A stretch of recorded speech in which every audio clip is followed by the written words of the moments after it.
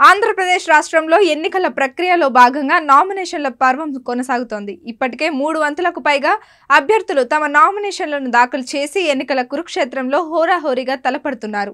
నామినేషన్ల గడువు పూర్తి కావడానికి మరో 2 రోజులే ఉండడంతో ప్రధాన పార్టీల అభ్యర్థులు చాలా వరకు నామినేషన్లను దాఖలు చేశారు.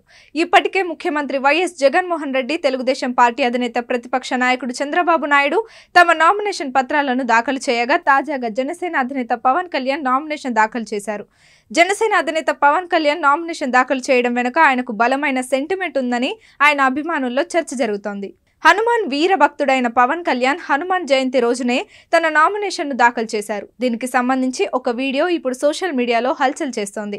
హనుమాన్ జయంతి రోజున అంజనీ పుత్రుడు పవన్ కళ్యాణ్ పిఠాపురంలో నామినేషన్ దాఖలు చేయడం ఇప్పుడు అందరిలోనూ కొత్త ఉత్సాహాన్ని ఇస్తోంది. హనుమాన్ శక్తిశాలి, హనుమంతుని నమ్ముకున్న వారికి తిరిగే లేదన్నది హనుమాన్ భక్తుల విశ్వాసం. అటువంటి హనుమాన్ పుట్టిన రోజున హిందువులు అత్యంత ఇష్టంగా జరుపుకునే హనుమాన్ జయంతి నాడు పవన్ కళ్యాణ్ నామినేషన్ దాఖలు చేయడంతో ఆ హనుమంతుని కటాక్షం పవన్ కళ్యాణ్ పై ఉంటుందని చాలా మంది విశ్వసిస్తున్నారు. ఆ వీడియోలో హనుమాన్ తో పాటు భుజం పైన గదను ధరించి హనుమాన్ లాగా పవన్ కళ్యాణ్ రాష్ట్రం కోసం వస్తున్నారని చెప్పే ప్రయత్నం చేశారు జనసేన పార్టీ నేతలు.